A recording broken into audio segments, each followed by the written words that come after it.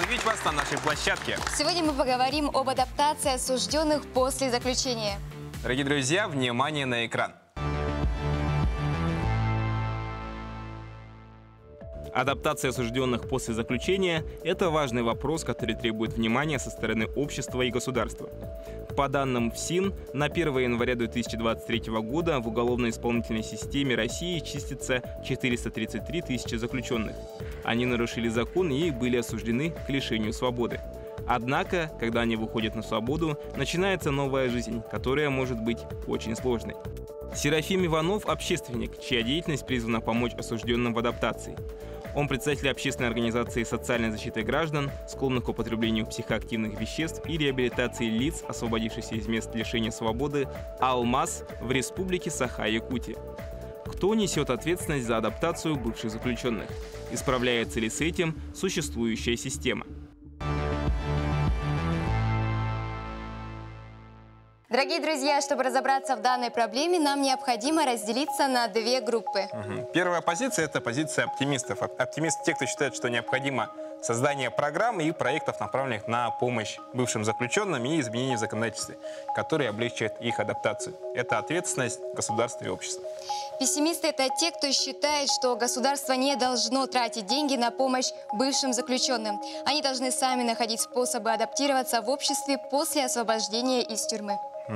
При этом каждая из сторон должна стараться перетянуть на свою сторону больше участников из противоборствующих. Важно убедить своих оппонентов в своей правоте. В конце передачи у каждого из вас будет возможность поменять свою точку зрения. Соответственно, оптимист, который убедился в аргументах пессимистов, может перейти к ним. И пессимист, который убедится в верности позиции оптимистов, может пересесть на другую сторону. Убираем зоны. Оптимисты будут справа. Пессимисты слева. Делимся.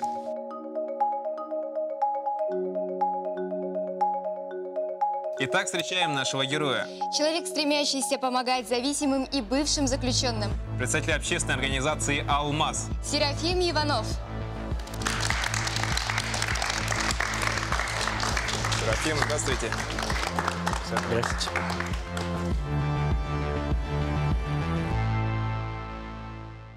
Серафим, здравствуйте. Здравствуйте. Добрый вечер. Сейчас вам дается 1 минута, чтобы мы могли узнать вас получше. Меня зовут Серафим Иванов, мне 40 лет, отец 2 детей, председатель общественной организации «Алмаз», реабилитация наркозависимых и лиц, освободившихся из мест лишения свободы.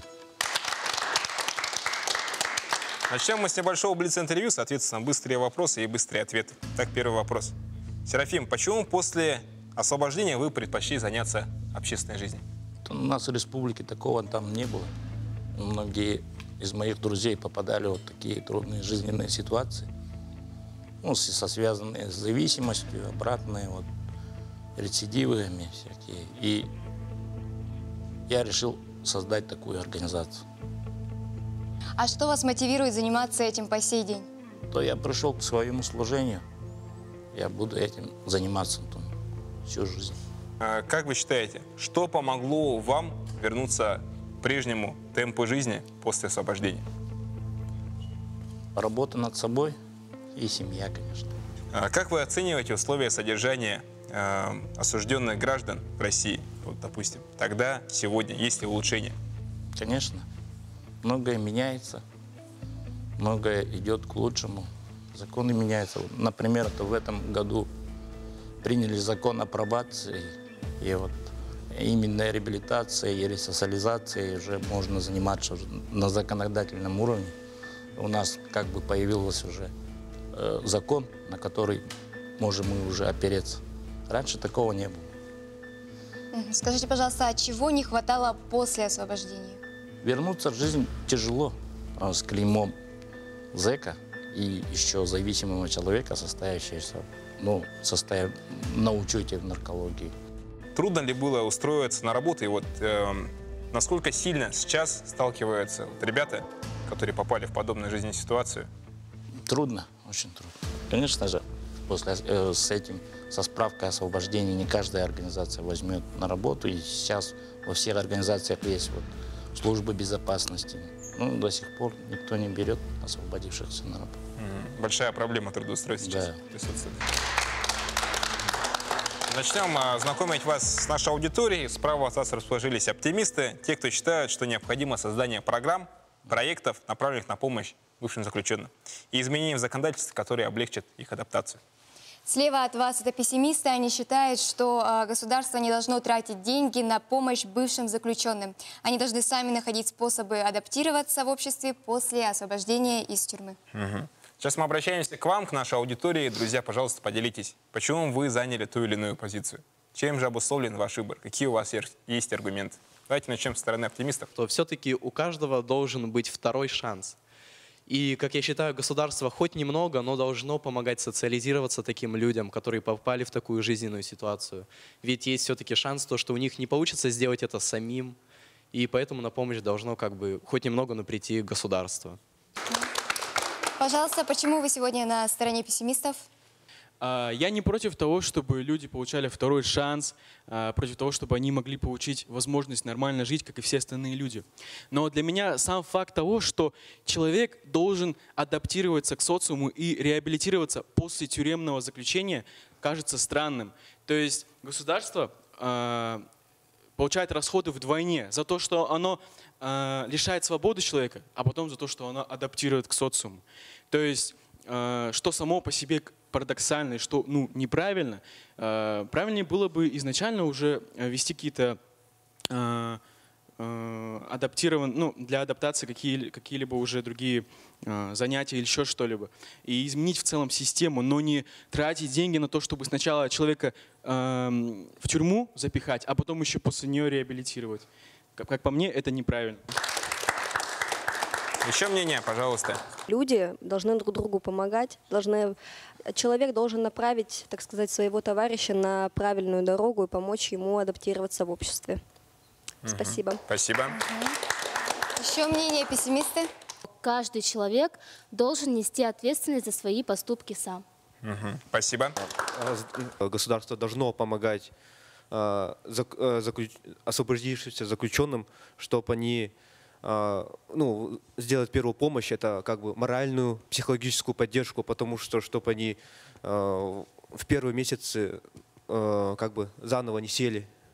Вот так вот. Спасибо. Хорошо, спасибо. Пессимисты, пожалуйста. У заключенного будет возможность получать какие-то выплаты от государства, ему будет повторно, или когда он знать будет о том, что есть какие-то законы поддержки, то он не будет, скажем, бояться попадать в тюрьму. И из-за этого, скорее всего, это будет на пользу самим же заключенным. И я считаю, что после этого это будет как-то не очень правильно. И заключенные должны, скорее всего, уже в тюрьме осознавать о том, что куда они попали, почему они там и зачем, для чего они вообще отбывают срок. Это же моральная работа над собой. Все, наверное. Еще мнение. Человеку самому трудно разобраться с проблемами, то есть сложно быть волевой личностью. Я не исключаю того факта, что есть такие люди, которые могут справиться с трудностями, которые они испытали, сидя в заключении, но таких единицы. Поэтому необходима помощь и от государства, и от общества, чтобы реабилитировать таких людей. Еще мнение пессимисты? То вообще над любой проблемой надо заниматься именно на корню и, соответственно, заниматься и вкладывать больше в сторону профилактики, нежели чем людей условно на то подталкивать, давать такие условия жизни, чтобы они на это шли и, соответственно, отбывали свой срок. И, соответственно, чтобы люди в целом изначально понимали, что заключение – это как мера наказания, мера для того, чтобы человек переосмыслил свои поступки, ценности и так далее. И потом понимал, что все-таки есть какие-то последствия любых ваших действий. И вообще я считаю, что нужно работать в сторону того, чтобы заключенных не считали за людьми, которые недостойны работать, недостойны жизни, недостойны социума, чтобы их в целом люди больше понимали, больше поддерживали, потому что мы все с вами люди. И, соответственно, если человек сделал ошибку, выходит и, соответственно, начинает работу над собой, переосмысливает свою деятельность и просто живет своей человечной жизнью. Спасибо. Что, давайте перейдем к вашим вопросам, к нашему гостю Серафиму. Пожалуйста, ребята, давайте начнем с стороны оптимистов. Какие у вас есть вопросы? С какими трудностями могут столкнуться люди после отбытия срока? С какими-то недопониманиями от людей? Что стоит, какие стены перед ними стоят, и как с этим можно бороться. Какие примеры можно привести? Да. Ну, бывают такие люди, да, уже всю жизнь отсидевшие бывают, по 35 лет отсиженные. Вот таким людям и очень трудно вот ресоциализироваться и войти вот в социум, нормальную жизнь, потому что они привыкли там жить. Пенитенциарное учреждение же считается вот зона, да. Они привыкли там жить по их правилам, по их понятиям, потом освобождаются и не находят вот свою нишу в жизни. Уже семьи нет, уже старые, уже больные, уже инвалиды. Вот такими людям мы таким людям тоже помогаем. У нас очень много стариков. Но они уже полностью свою вину признали, полностью исправились, но уже жизнь-то ушла. И хотят, но все равно старые, но хотят жить. Они же тоже люди. Вот таким людям и надо помогать. А молодым, как правило, они освобождаются. Первый раз, первоходы же считается, да, которые первый раз сидели. Освобождаются и хотят погулять. Там выпил, там узнал, что такое наркотики. Вот сейчас наркотиков много. Что-то употребил, и все. И пьянки там подрался или что-то курал, и обратно сел. Вот такими парням очень помощь необходима. Наша советами, куда податься, как начать новую жизнь. Много кого обращается. Наше торбозное радио. Республика-то маленькая, уже все в зонах знают, куда после освобождения, если не найдем дорогу в жизни, там ошибемся, куда податься. Мы помогаем и юридически, и психологически. У нас психологи есть, у нас и юристы есть. Над этой проблемой мы работаем. Наша организация уже в этом году уже 8-й год работает. Мы работаем со всеми министерствами. Министерство труда, Министерство молодежи, с мэрией города. Со всеми связаны и знаем, куда кого направить.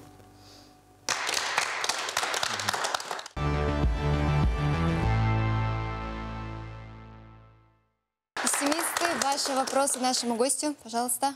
Как вы вообще считаете, правильно ли в нашем государстве устроена система наказаний? Что бы вы хотели в ней изменить? Вы правильно сказали, что человек должен исправляться, да, в тюрьмах, в зонах, там тоже исправительное же учреждение, да. В полной мере эта программа там не работает.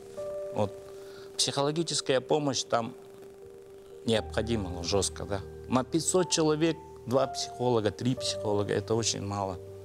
И на этой проблеме в развитых странах у них тоже над этой проблемой работают, и наша страна тоже к этому идет. Например, этот закон, который в этом году издали, все идет как бы хорошему. Вы упомянули о том, что люди сидят по 35 лет, да, бывает даже больше, там меньше, неважно, да, большой срок в общем. И возможно ли с такими людьми проработать, потому что понятно, что такой срок у них дан им не просто так. То есть за какое-то именно действительно страшное преступление. Возможно ли таких людей переделать и как-то с ними начать работать психологически?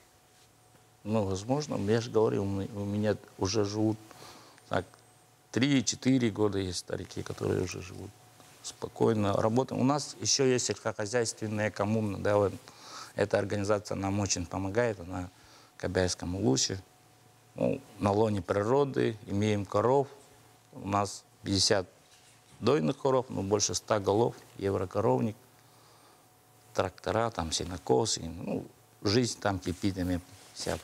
И трудотерапия, анималотерапия, все это там происходит. Еще вопросы? Добрый вечер.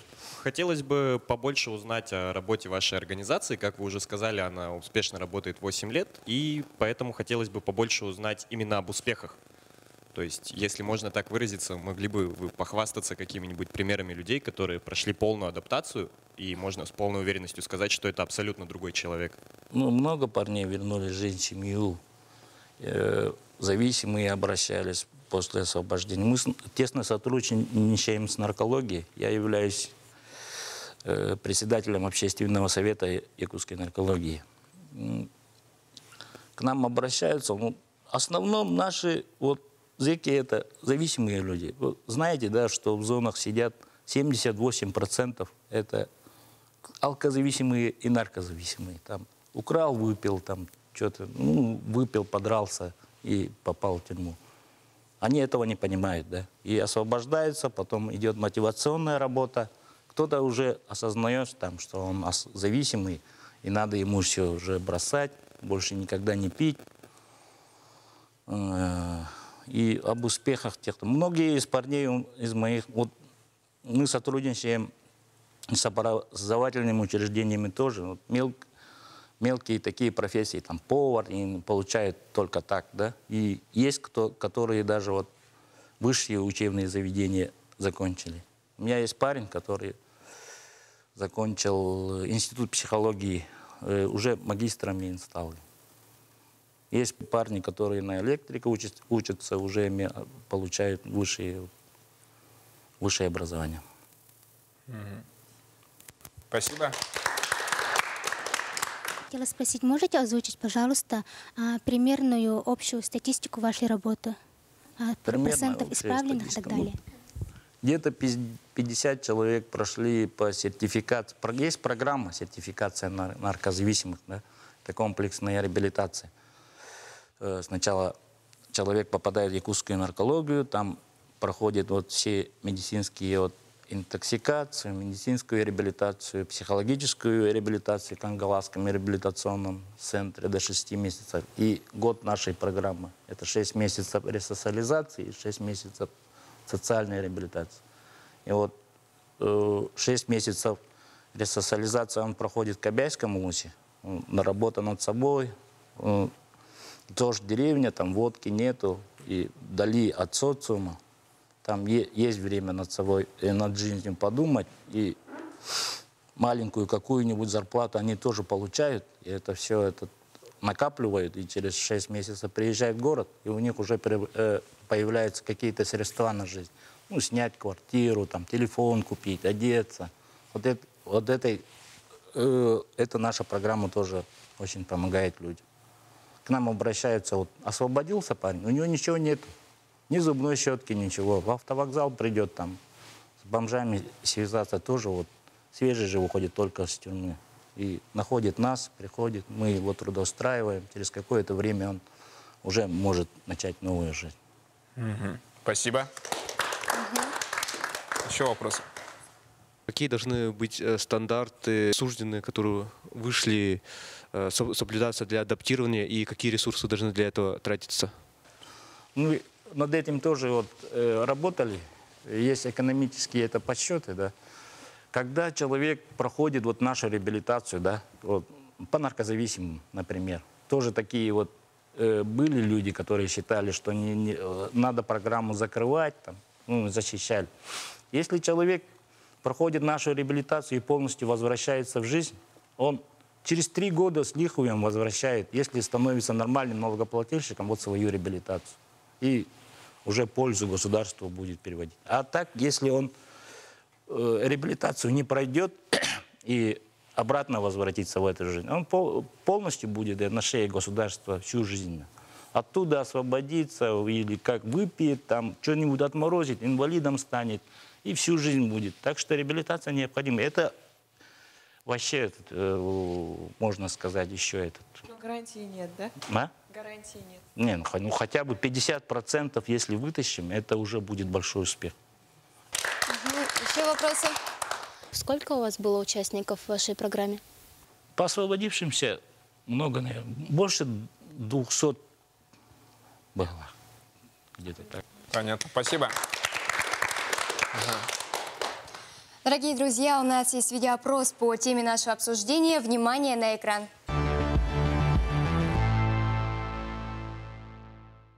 Как вы думаете, сколько примерно людей пребывает в заключении в России? Выше среднего. А созданы ли, по вашему мнению, условия для их адаптации после отбытия срока? Нет. Выходят, потом сразу посадят тоже. Ну как вы считаете, вообще нужны ли такие организации, которые помогали бы людям? Конечно. Ну, смотря у кого какой статья. Ну, педофилам же не надо помогать, верно? Верно. А, ну, там же нормальные пацаны тоже сидят. Им там помогать-то тоже надо. Наверное, 100-150 тысяч, миллионов? 50 тысяч. Скорее всего, нет. Но вы считаете то, что это нужно? Да. А должны ли содержаться профильные организации, занимающиеся адаптацией отбывших срок граждан? Ну, думаю, что да, типа найти работу после заключения, типа такого. Помочь адаптироваться в обществе? Да, обратно. По всей России? Да, примерно. Ну, может быть, 1100. Даже не задумывалась никогда об этом. Да вот не могу сказать, сколько, Оля? Тоже даже не знаю, если честно. Да, ну, думаю, наверное, нет. А мне кажется, нет. Почему вам так кажется? Но все равно тяжело после зоны заключения куда-то идти и начинать жизнь заново. Мне кажется, все равно какие-то условия созданы для них. Все равно в тех же самых организациях, каких-то, может быть, там ИП, они все равно же берут их на работу, устраивают. Все-таки жизнь продолжается. Заключение миллионов, так, 5. Под миллион? Примерно. Созданы ли, по вашему мнению, условия для их адаптации после отбытия срока? Не знаю, думаю, нет. Но шанс всем нужен.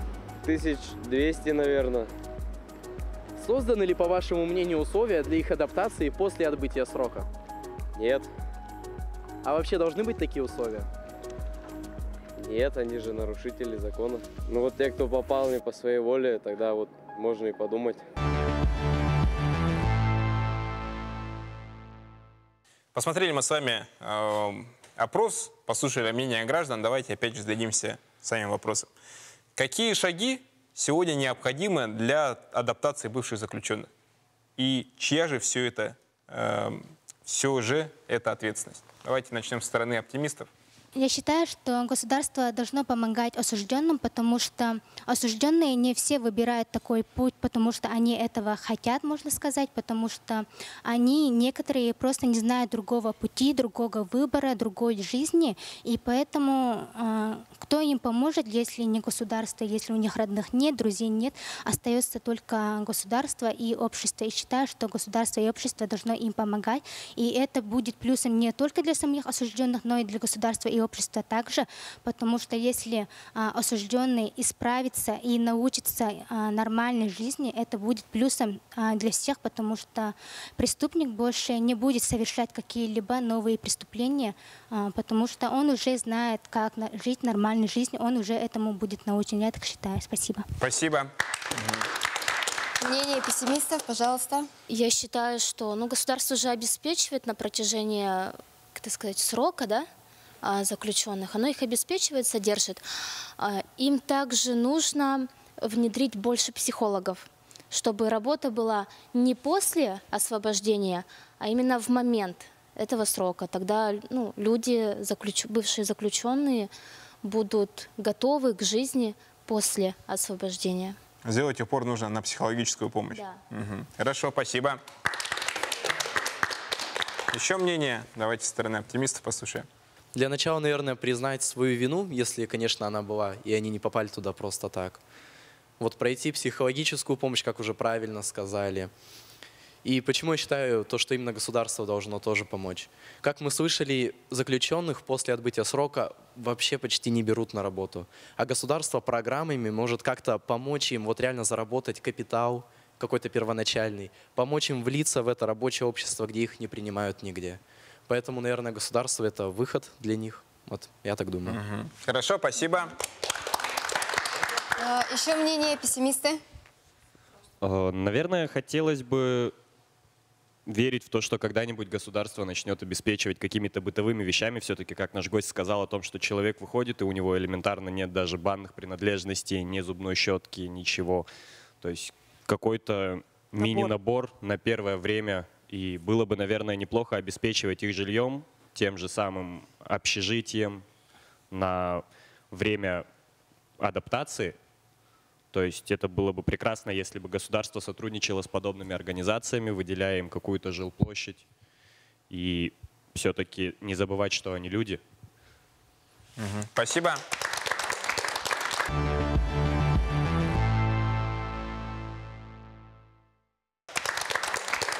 Еще мнение? Упор стоит сделать именно на психологическую помощь. И так как человек, вышедший из тюрьмы, может быть опасным для общества, допустим. Или рассмотрим другую ситуацию. До заключения человек имел, допустим, педагогическое образование. Но по вроде бы это 331 статья Трудового кодекса РФ, человек, имеющий судимость, больше не может работать с детьми. И мне кажется, то, что государство должно помочь ему в поиске работы после срока, если уж такая ситуация произошла. Спасибо. Помощь с трудоустройством должна быть. Пожалуйста, еще? Ага.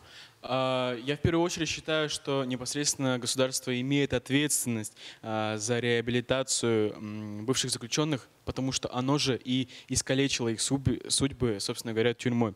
Ведь не всегда люди, которые попадают в тюрьмы, они попадают из-за того, что они злые, плохие, и они должны там сидеть. Может, у них не было средств, может, у них что-то с головой не так. То есть, и в любом случае, как уже было сказано ранее, что необходимо внедрять больше психологов, специалистов.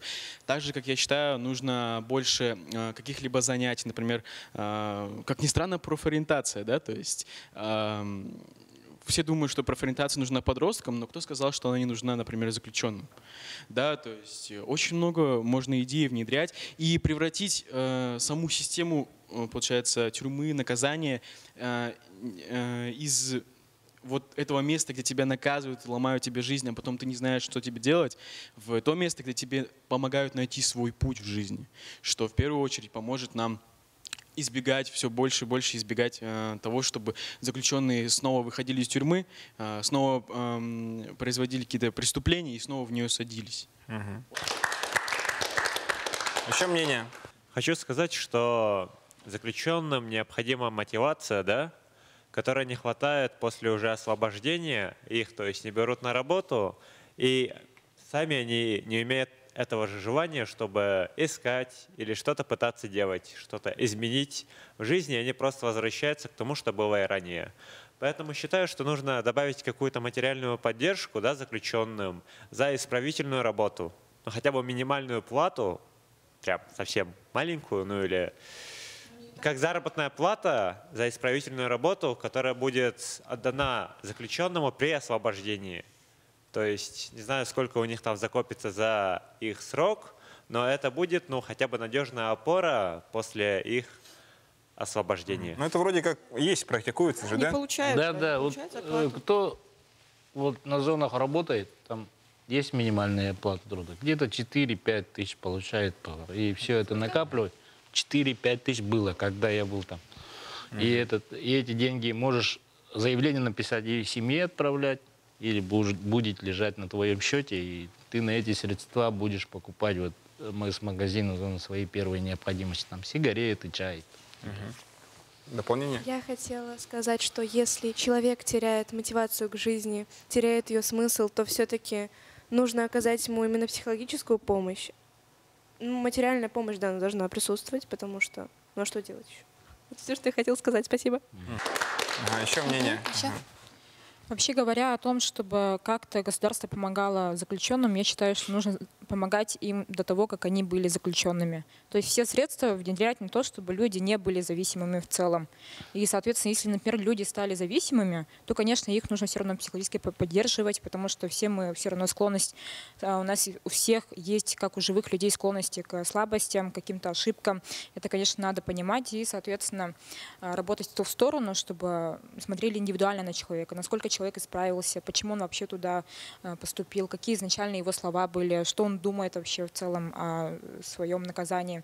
И, соответственно, не делать просто наказание, потому что в современности, я не знаю, если честно, я не была в тюрьме, но у меня есть подозрение о том, что там оказывают моральное давление, на них обращают внимание как на людей, которые не люди условно, и, соответственно, поддерживать их в сторону того, чтобы они могли выбрать в целом другой путь и, соответственно, направлять условно средства, значит, в становления человека, а если, например, человек выбрал все-таки другой путь, то там уже, конечно, психологическая поддержка. И вы сказали, что психологическая поддержка и вообще человеческий ресурс, вы как сам человек, пример того, что вы решили выбрать другой путь и поддерживать, например, других людей, которые оказались в той же, например, ситуации, где вы были. Вот тут как раз-таки направлять человеческие ресурсы, которые условно денег не стоят. Вот. Я дополню. Буквально вы внедрили очень много психологов, помогли 200 людям о том, чтобы они вышли хорошенькими, миленькими. Они вышли, допустим. Но социум, общество, большая часть не примет их, чтобы они не казались, наверное, самыми добрыми, милыми на свете. Да? Внедрили очень много психологов. Я считаю, что нужно как можно больше освещать положительных. То есть сейчас у нас СМИ совсем не работает в теме тюрьмы, потому что это очень закрытая тема в России, это не секрет. И поэтому, я думаю, в медиапространстве, вот загляните в YouTube и наберите вот буквально надпись «Как живут заключенные после тюрьмы». Ой, их очень мало. То есть нужно менять общество уже на этом этапе, чтобы, когда люди выходили, они уже понимали, что есть все-таки люди, которые их примут. Показывать положительные примеры того, что человек исправился. Да, то есть СМИ, медиа должны работать над тем, чтобы менять точку зрения людей, общества в целом. Вот это вообще хорошая будет поддержка. Не только заключенных, но и само общество. Нужно уже начать менять. Да, спасибо. Еще мнение пессимисты? Вообще, вот хочу добавить то, что сейчас в современности стоит острый вопрос в том, чтобы внедрить наставничество всем и вся в любой системе, потому что человеку нужен человек, соответственно, нужен пример и человек, который это ему подскажет. Да, ну не спонсор скорее, а наставник, который поддержит его, даст как раз-таки те возможности, связи, условия, которые есть у того же наставника, и, соответственно, ученик уже, нет, не ученик, а курируемый, он будет уже сразу понимать, что ему есть на кого опереться. Потому что государство — это понятие эфемерное, бумажки, бюрократия, а вот человек, которому можно позвонить, написать, это другое дело. Вот, в принципе, вы этим сейчас и занимаетесь, это очень круто. Спасибо большое вам за деятельность. Побольше таких организаций. Я вот посоветую кому-нибудь, если он обратится, захочет открыть такую общественную организацию. Как сделать, с чего начать. У нас и республика маленькая же, в целом, не будем брать всю Россию. Вот здесь 2-3 еще организации, и все. Мы можем победить это. Серафим, какой совет вы сегодня дадите нашим ребятам? Соблюдайте здоровый образ жизни. Никогда не употребляйте всяких психоактивных веществ. Тогда жизнь получится. Все. Спасибо. Ну что ж, настал тот самый момент, когда вы можете менять свою точку зрения. Соответственно, оптимист, который убедился в аргументах пессимистов, может перейти к ним. И также наоборот, пессимисты, если убедились в верности позиции оптимистов, можете перейти на их сторону. Что определяемся окончательно своей точкой зрения, ну и на счет 3 можно будет перейти. 1, 2, 3. Давайте ребятам поаплодируем. Попросим в комментарии, ребят, почему все же решили поменять свою точку зрения. Все-таки государство должно создать очень сильную программу по адаптации бывших заключенных, дать им какое-то образование. Я знаю, что в исправительных колониях есть возможность учебы, но она предоставляется не всем, а только тем, кто не закончил там 9 классов, 11 классов. То есть те, кто окончили, они будут просто сидеть, и никакого саморазвития. Государство должно обратить на это внимание, что нужно всем дать возможность учиться и создать очень сильную программу, после которой они смогут устроиться, грубо говоря, в любое место. И молодой человек, давай твой комментарий тоже попросим. Да, у меня, например, есть 3 близких друга, которые сейчас отбывают срок. Вот, я их люблю, уважаю и ценю. И я считаю, что им нужна помощь. И я помогаю, как могу. И для меня это все всегда было рядом. Я сам почти побывал там. То есть были у меня проблемы с законом. Серафим, кого вам бы хотелось отметить из числа наших сегодняшних участников? Так сказать, вручить свой презент. Может, мнение поменяет. Молодой человек, пожалуйста, просим тебя выйти сюда. Серафим, пожалуйста, вам слово.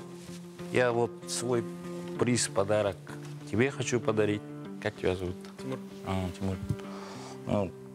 Понадобится. На охоте термос все равно всегда понадобится. Будьте Давайте теплее. поаплодируем. Тимур, пожалуйста, пару слов тебе. Представься. Спасибо большое за подарок. Меня зовут Тимур.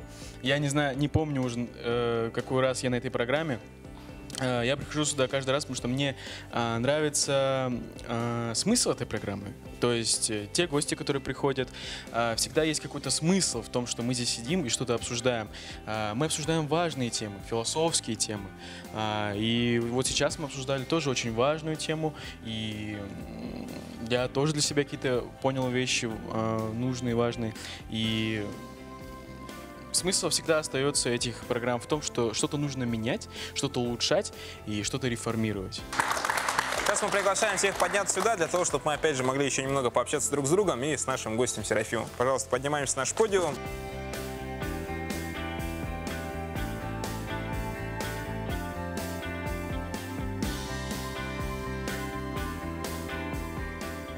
Это была программа «Я молодой» С вами были ее ведущие Евгения Тимкина и Антон Васильев. Будем развиваться вместе. на благо себя и родной республики. Всем пока!